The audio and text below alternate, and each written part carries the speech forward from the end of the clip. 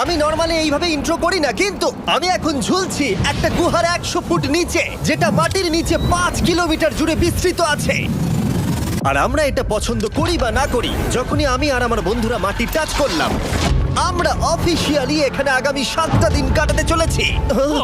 বাবারে, এটা আমার জীবনে করা সবথেকে ভয়ঙ্কর জিনিস। প্রথমত, আমাদের এখন এখান থেকে অনেকটা দূরে যেতে হবে। কেন? যদি ঝড় বৃষ্টি হয় তাহলে এই পুরো জায়গাটা জলে ভরে যেতে পারে, আর সমুদ্রের মতো ঢেউ এসে সবাইকে ভাসিয়ে নিয়ে যেতে পারে। সেই জন্য আমাদের আরো ভিতরে যেতে হবে একটা বেস ক্যাম্প বানানোর জন্য। ভাই এটা পুরো পাগলাম। এটা একটা অন্য জগৎ মনে হচ্ছে। এই কেভ এন্ট্রান্সটা হয়তো দেখতে সুন্দর, কিন্তু দেখে যা মনে হচ্ছে আসলে তা নয়। আর আমরা হয়তো জানি না যে আগামী 7টা দিন আমাদের জীবনের সব থেকে কঠিন সময় হতে চলেছে। সব থেকে বাজে ডিসিশন। ঠিক আছে, আর কিছুক্ষণের মধ্যেই অন্ধকার হতে চলেছে। ক্যাম্প না করলে আমরা বিপদে পড়বো। আমরা কোথায় যাচ্ছি সেটা কি বলবে? আমাদের ক্যাম্প সেটআপের জন্য একটা ফ্ল্যাট গ্রাউন্ড খুঁজতেই হবে। কেভের ভেতরে ঢোকার পরে আমরা এমন একটা জায়গা খুঁজে পেলাম যেটা অনেকটা উঁচু